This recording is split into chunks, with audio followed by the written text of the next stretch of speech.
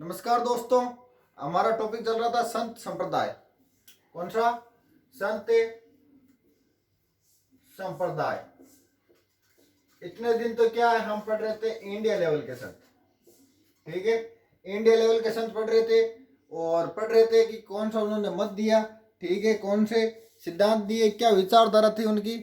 अब हम पढ़ेंगे राजस्थान लेवल के। ठीक है, कि राजस्थान में कौन कौन से संत हुए हैं। ठीक है दोस्तों, तो सबसे पहले पढ़ेंगे दादू दयाल। कौन से संत? दादू दयाल।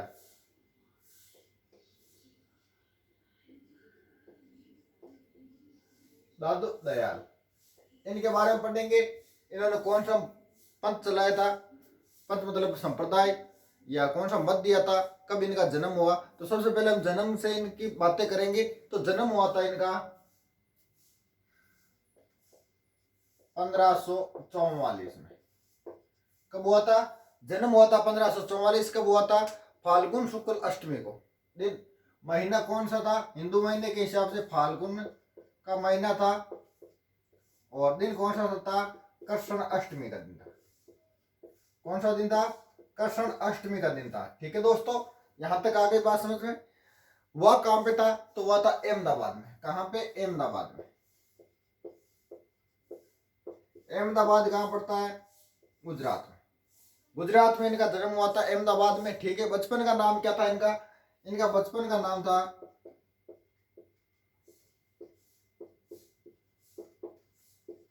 महाबली। क्या नाम आता है बचपन का? बचपन का नाम आता है महाबली। बचपन का नाम आता है। इनके साथ भी वही घटना हुई थी जो कबीर के साथ हुई। ठीक है, कौन सी घटना? कि ये भी अपनी माँ के क्या हुए थे? कुंवारी के ही हो गए थे। ठीक है, और दादू दयाल क्या हो गए? कुंवारी के हो गए। वही घटना जो कबीर के साथ हुई थी। कबीर भी निर्गुण थे और ये भी क्या है? निर्गुण है। क्या है? निर्गुण। कबीर भी क्या थे? निर्गुण थे। कबीर भी निर्गुण थे और ये भी निर्गुण थे। ये भी नदी के पास मिले, वहां गए थे एक लोधीराम। लोधीराम को ये मिले थे। लोधीराम नामक व्यक्ति को ये मिले थे। ठीक है, लोधीराम, वे लोधीराम की पत्नी कौन थी? सावित्री। उन्होंने इनकी क्या की थी? दादू दयाल की देखभाल की थी, पालन पोषण किया था। ठीक है, ये खुद की मेहनत तो इनके थी नहीं, दूसरों की मेहनत इनको पालन पोषण करके बड़ा किया। ठीक है, इसलिए दादू दयाल को क्या बोला जाता है? दादू दयाल को बोला जाता है, मोस्ट और इम्पोर्टेंट चीज याद रख लेना, राजस्थान का कबीर बोला जाता है। राजस्थान का कबीर बोला जाता है। किनको? दादू दयाल को क्या बोला जाता है? राजस्थान का कबीर बोला जाता है। कबीर की भक्ति कैसी थी? निर्गुण थी। और दादू दयाल की भी भक्ति कैसी है? निर्गुण है। ठीक है, गुरु का नाम आता है बुड्ढन जी। इनके गुरु का नाम क्या है? गुरु का नाम आता है बुड्ढन जी। ठीक है दोस्तों, क्या नाम आता है? बुड्ढन जी आता है। एक नाम और आता है वरदानंद। क्या नाम आता है गुरु का? वरदानंद। वरदानंद या बुड्ढन जी किन के गुरु थे? दादू दयाल के गुरु थे। दादू दयाल के उपदेश देने की भाषा कौन सी थी? भाषा कौन सी थी? उपदेश कौन सी भाषा में दिए थे? तो वो दिए थे उपदेश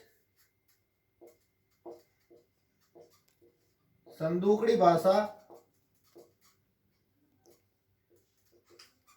या ढूंढाड़ी भाषा। संदूकड़ी या ढूंढाड़ी भाषा में क्या दिए? उपदेश दिए। ठीक है, एक इन्होंने संप्रदाय चलाया था। संप्रदाय कहां से चलाया था? सांबर से चलाया था। और सांबर का जयपुर से। सांबर जयपुर से इन्होंने क्या किया? संप्रदाय चलाया। कब चलाया? 1574 में। 1574 में। और 1544 में इनकी क्या हुई थी? इनकी जन्म हुआ था और 1574 में इन्होंने संप्रदाय चलाया। कौन सा? दादू पंथ।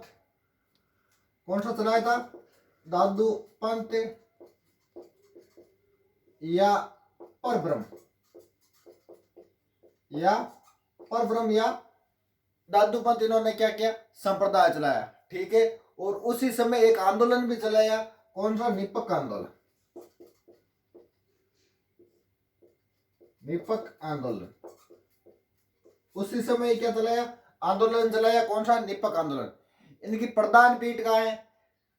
इस संप्रदाय की प्रधान पीठ है, संप्रदाय की प्रधान पीठ है, प्रधान पीठ पड़ती है नारायणा या नेराणा, नेराणा, नारायणा या नेराणा।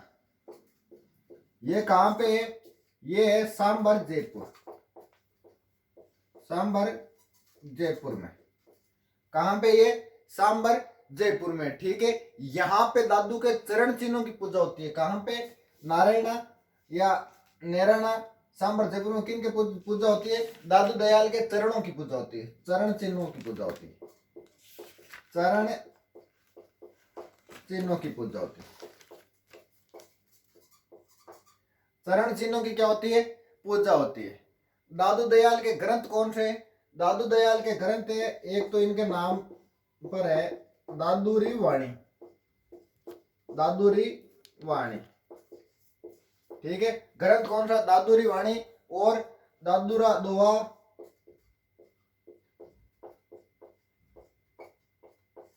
दादूरा दोहा, दादूरी वाणी और हरड़ वाणी। कौन सी वाणी? हरड़ वाणी, ठीक है। ये इनके क्या है? ग्रंथ है। एक ग्रंथ और आता है कौन सा? अंग वधु दादू, अंग वधु दादू। ये हरड़ वाणी जो इनका ग्रंथ है, ये मूल रूप से सुंदरदास, सुंदरदास या संतदास ने लिखा था। सुंदरदास वे सरदास ने इसको क्या किया था? खत्म किया था, लिखा था, या लिखा था या इसको खत्म किया था, ठीक है। सुंदरदास, हरड़वाणी कौन से किसने लिखा? सुंदरदास या संतदास ने, ठीक है। एक मुगलों का आपको पता हो तो दुर्ग है, दुर्ग कौन सा है? मैगजीन दुर्ग। किसने बनवाया था? अकबर ने बनवाया था, ठीक है। क्या बनवाया था? मैगजीन दुर्ग बनवाया था अकबर ने। और वो कौन सा बनाया था? अजमेर में मैगजीन दुर्ग बनाया था, अकबर ने बनाया था, ठीक है। तो उसकी नींव किसने रखी थी? मैगजीन दुर्ग की नींव रखी थी मैगजीन दुर्ग। कहां पड़ता है? अजमेर में। किसने बनवाया था? ये मुगल बादशाह हुआ है कौन? अकबर, उसने बनवाया था। इसकी नींव रखी थी दादू दयाल ने। जैसे मेहरानगढ़ दुर्ग की नींव रखी थी रिद्धि बाई ने, वैसे इनकी नींव किसने रखी? दादू दयाल ने रखी। किसकी? मैगजीन दुर्ग की। और कहां पे? अजमेर में, ठीक है। एक बार क्यों सुनाया था, ये देखना, ध्यान रखना कि राजस्थान के कौन से संत अकबर से मिले थे, ठीक है। तो वो मिले थे 1585 में। अकबर से मिले थे कौन? दादू दयाल। और कहां पे मिले थे? ये मिले थे फतेहपुर सीकरी, ठीक है। ये फतेहपुर सीकर वाला नहीं है, ठीक है। फतेहपुर सीकर कहां पे? सीकरी कहां पड़ता है? ये पड़ता है यूपी में। और यूपी कहां पड़ता है? उत्तर प्रदेश में, ठीक है। तो अकबर से इन्होंने क्या की थी? मुलाकात की थी, ठीक है। तो हम रिपीट कर रहा हूं, ध्यान से देखना दोस्तों। क्या पढ़ रहे हैं? संत संप्रदाय। क्या पढ़ रहे हैं? संत संप्रदाय, जिसमें हम क्या पढ़ रहे हैं? दादू दयाल। क्या? दादू दयाल, संत दादू दयाल। जन्म 1544 ईस्वी। महीना कौन सा था जन्म का? फाल्गुन। और कृष्ण अष्टमी था, ठीक है। और स्थान कौन सा था? अहमदाबाद। बचपन का नाम महाबली।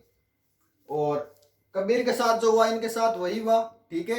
निर्गुण भक्ति कहते हैं, कबीर भी क्या? निर्गुण भक्ति कहते हैं, ठीक है। लोधीराम और सावित्री को ये मिले थे और पालन पोषण भी उन्होंने इसी का पालन पोषण भी किनका? दादू दयाल का। लोधीराम और सावित्री ने ही किया था, ठीक है। मोस्ट और इम्पोर्टेंट, राजस्थान का कबीर किसे कहा जाता है? वो कहा जाता है दादू दयाल को। इनके गुरु कौन थे? बुड्ढन जी या वरदानंद है, ठीक है। इन्होंने उपदेश कौन सी भाषा में लिखे? संदूकड़ी या ढूंढाड़ी भाषा में दादू दयाल ने उपदेश दिए हैं, ठीक है। संप्रदाय कौन सा चलाया था? संप्रदाय इन्होंने चलाया था सांबर से चलाया था। और कब चलाया था? 1574 ईस्वी में चलाया था, ठीक है दोस्तों। कौन से चलाया था? दादू पंथ बोल दो या परम ब्रह्म भी बोल दो, ठीक है। इन्होंने उसी समय एक आंदोलन चलाया, उस आंदोलन का नाम है कौन सा? निपक आंदोलन। और संप्रदाय ये है कहां पे? इनकी प्रधान पीठ कहां है? नारायणा या नैरायणा गांव सांबर जयपुर में है। ठीक है, वहां पे दादू दयाल के चरणों की पूजा होती है। ठीक है, और एक इनका ग्रंथ आता है, दो तीन इनके ग्रंथ है, दादूरी वाणी, दादू रदोवा, हरणवाणी, अंगवधु दादू। ठीक है, हरणवाणी सुंदरदास या संत दास ने खत्म किया था। ठीक है,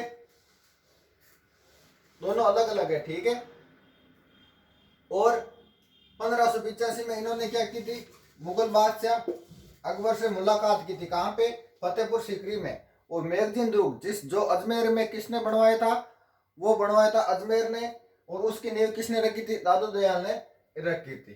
ठीक है दोस्तों, यहां तक आई बात समझ में, चले आगे। चलो, अर्ध तक तो आएगी बात समझ में।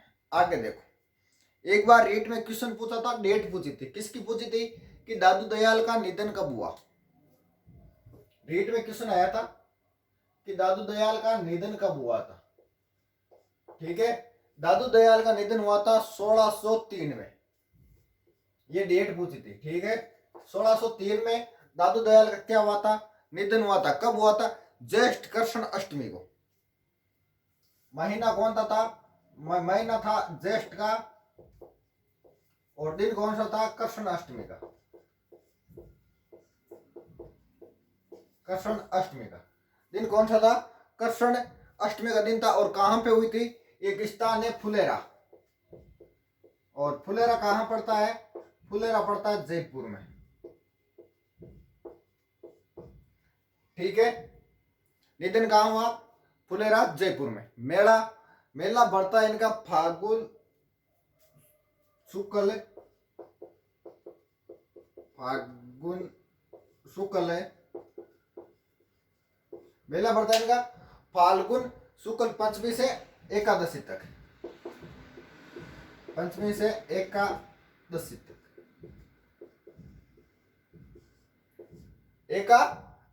एकादशमी तक इनका मेला बढ़ता है। ठीक है, एकादशमी या एकादशी तक इनका मेला बढ़ता है। ठीक है, 1557 में सांबर आए, और 6 वर्ष तक बहराना पहाड़ी पर इन्होंने क्या की थी, तपस्या की थी। ठीक है दोस्तों, अब आगे देखो, दादू पंथ की विशेषता क्या क्या है। दादू पंथ की विशेषता, जो दादू पंथ को मानते हैं उनकी विशेषता क्या क्या है। दादू पंथ की विशेषता,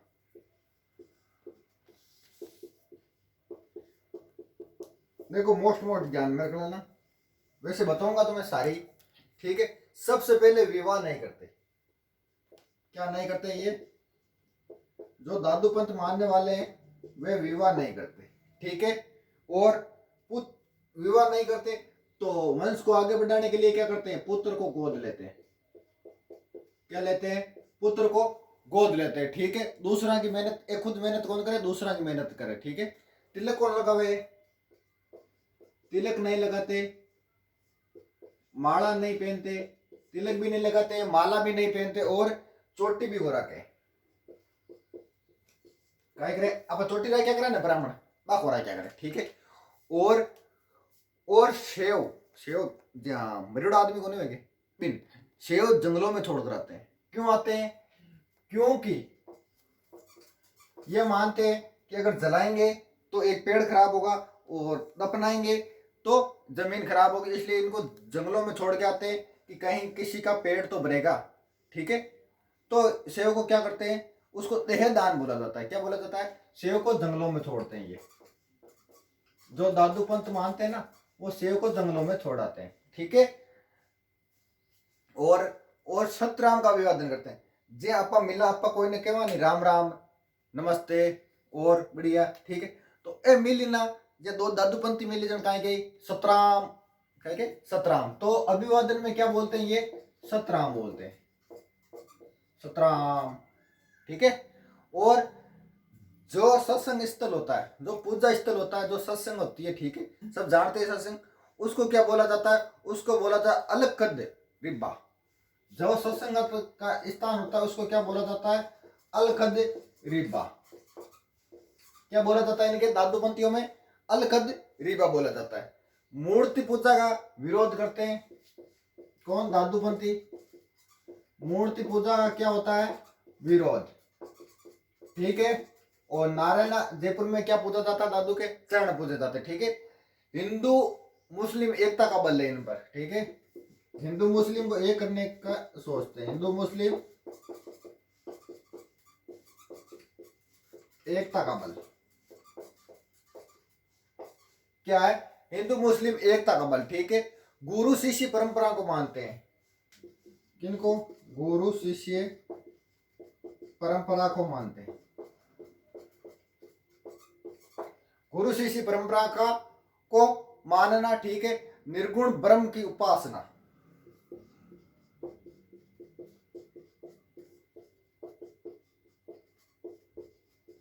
निर्गुण ब्रह्म की उपासना। तो ये क्या है? दादूपंथियों के कुछ नियम है। ठीक है। हिंदू ब्रह्मा की उपासना। ठीक है। देखो कौन कौन सी विशेषता दादूपंथ में? विवाह नहीं करते, पुत्र को गोद लेते हैं, तिलक माला चोटी नहीं रखते हैं। ठीक है। ना तो तिलक लगाते हैं, ना माला रखते हैं और ना चोटी रखते हैं। ठीक है। शेव को जंगलों में छोड़ते हैं, ना जलाते हैं ना दफनाते हैं। अभिवादन कोई मिले आपस में, दो दादूपंथी मिले दिखाएंगे सतराम। ठीक है। और सत्संग जो कोई स्थान में बिन बोले अलकद्रिबा। ठीक है। मूर्ति पूजा का विरोध करते हैं। हिंदू मुस्लिम एकता का बल है। गुरु शिष्य परंपरा है और निर्गुण ब्रह्मा की उपासना है। ठीक है। अब देखो ये तो हो गए दादूपंथ की विशेषता। ठीक है। उससे पहले मैंने नितिन बताया था, वो हुआ था 1603 में। और रेट में किशन आया था ये, और कब हुआ था? ज्येष्ठ कृष्ण अष्टमी को ये नितिन हुआ था। ठीक है। फुलेरा जयपुर में। उसके बाद दादू दयाल के कुछ पंचतीर्थ आते हैं। कितने? पंचतीर्थ। कितने तीर्थ है? पंचतीर्थ। दादू दयाल के पंचतीर्थ। दादू के पंचतीर्थ। पंचतीर्थ कौन कौन से? नंबर एक कल्याणपुरा।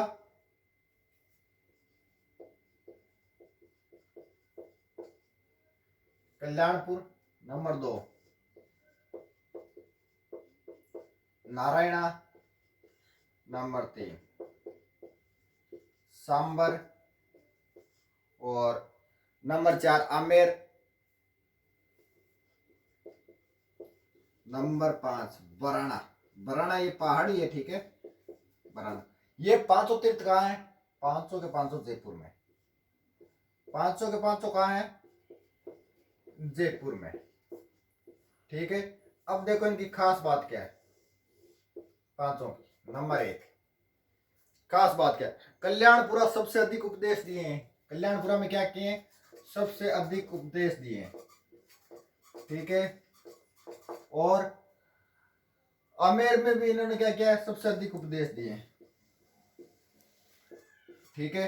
आमेर में और कल्याणपुर में सबसे अधिक उपदेश दिए। सांबर में प्रथम उपदेश दिया था। सांबर में क्या क्या इन्होंने? प्रथम उपदेश दिया। और कब दिया? 1568 में। कब दिया? 1568 में दिया था। 1568 को इन्होंने दिया था। बराणा में 6 वर्ष तक तपस्या की। यहाँ पे उनकी क्या है? 6 वर्ष तक तपस्या। गुफा है यहाँ पे उनकी। क्या है? गुफा है। ठीक है। समाधि स्थल है किनकी? दादू दयाल की। ठीक है। दादू दयाल की समाधि स्थल है। ठीक है। कौन सा देगा यहाँ पे? समर हो गया नारायण। नारायण में क्या है? नारायण में प्रधान पीठ है। क्या है? प्रधान पीठ। ठीक है।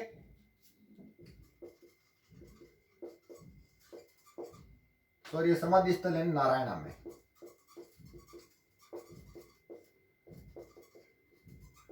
और तपस्या कब से कब तक की थी? 1557 से 63 तक 6 साल तपस्या की। 1557 से 63 तक इन्होंने क्या की? 6 वर्ष तक तपस्या। ठहर जा रही यार। ठीक है। दादू पंथियों की 5 शाखा है। ठीक है। पढ़ते कितनी है? 5 है, लेकिन है कितनी? 6। ठीक है। कल्याणपुरा में उपदेश दिए सबसे अधिक। नारायण में प्रधान पीठ है। समाधि स्थल है। सांबर में प्रथम उपदेश दिया था 1568 में। ठीक है। और आमेर में भी उपदेश दिए इन्होंने। और बराना पहाड़ी है जहां पर 6 वर्ष से तपस्या की गुफा है 1557 से 63 तक। ये पांचों स्थान कहाँ है? जयपुर में है। ठीक है, अब दादूपंथियों की शाखा कौन कौन सी वो पढ़ेंगे।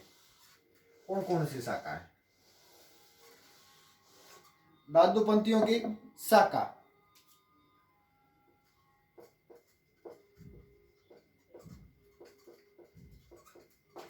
दादूपंथियों की शाखा 5 है। ठीक है, 5 शाखा है लेकिन 6 पढ़ेंगे। ठीक है, सबसे पहले खालसा। खालसा में क्या होता है?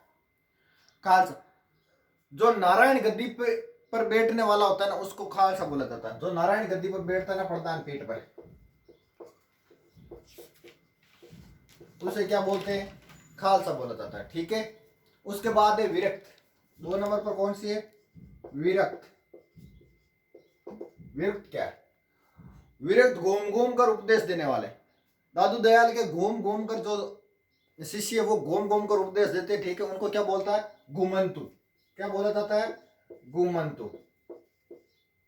ठीक है, विरक्त इनको बोला जाता है गुमंतु को। एक होता है उत्तरादय या स्थानधारी। उत्तरादय क्यों बोला जाता है इनको, और स्थानधारी क्यों बोला जाता है? उत्तरादय तो इसलिए बोला जाता है क्योंकि ये जयपुर के उत्तर में निवास करते थे। ठीक है, तो उनको क्या बोल दिया? उत्तरादय। देखो दादूपंथी कहाँ के थे? जयपुर के। और घुमंतु जो घूम घूम को उपदेश देते थे। ठीक है, ये चले गए हिंसार यानी हरियाणा। हरियाणा में एक स्थान है रतिया, वहां पर। ठीक है, विरक्त जो घुमंतु होते हैं, ठीक है, ये वहां पर स्थायी रूप से जाकर रहने लगे। और इनका जो स्थापना की थी, इसकी शाखा की वहां पे जो स्थापना की, कहाँ पे? रतिया गांव में। रतिया में वहां पे तो अध्यक्ष कौन था इसका? बनवारी दास। कौन था? बनवारी दास, जो इस शाखा की स्थापना की थी। ठीक है, जो इस शाखा की क्या की थी? स्थापना की थी। ठीक है, स्तनधारी या उत्तराधिकारी। उत्तराधिकारी इसलिए बोला जाता है क्योंकि ये जयपुर के उत्तर में रहते हैं। ठीक है, बाद में एक आता है खाकी।